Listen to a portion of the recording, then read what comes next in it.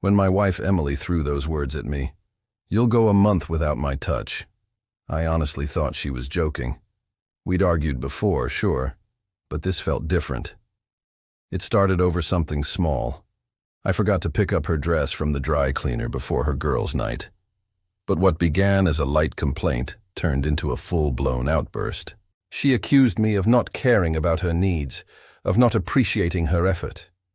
Then, with her arms crossed and her eyes cold, she said those words like a sentence. "Maybe if you go without me for a month, you'll learn to value me again."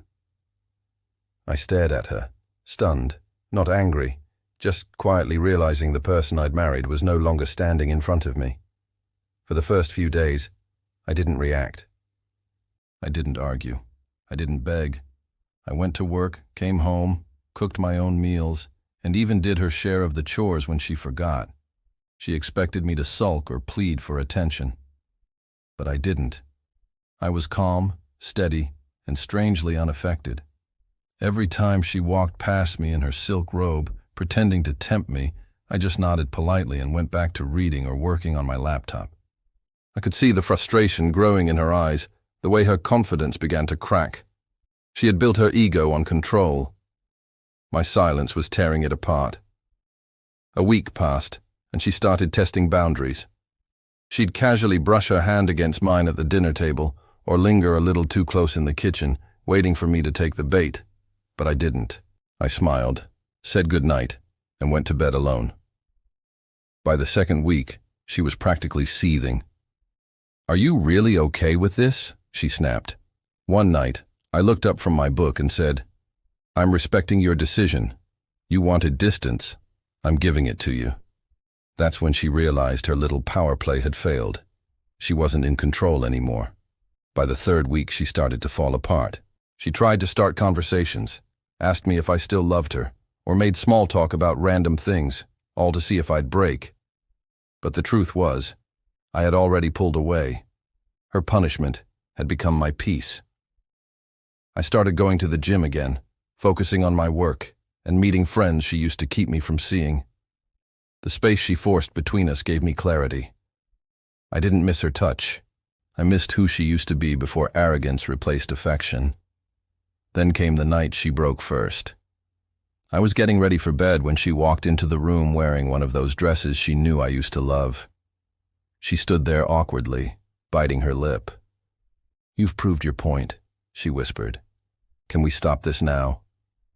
I closed my laptop, looked her straight in the eye, and said calmly, "Stop what?" Her face dropped. "This game." I smiled. "Emily, this was never a game. You made the rules. I just learned how to live with them." Her eyes filled. And for a moment she looked small. Not in size, but in spirit. "I just wanted to feel appreciated," she said, her voice breaking. And instead of comforting her, I replied, "You tried to punish me. That isn't love, Emily. That's control."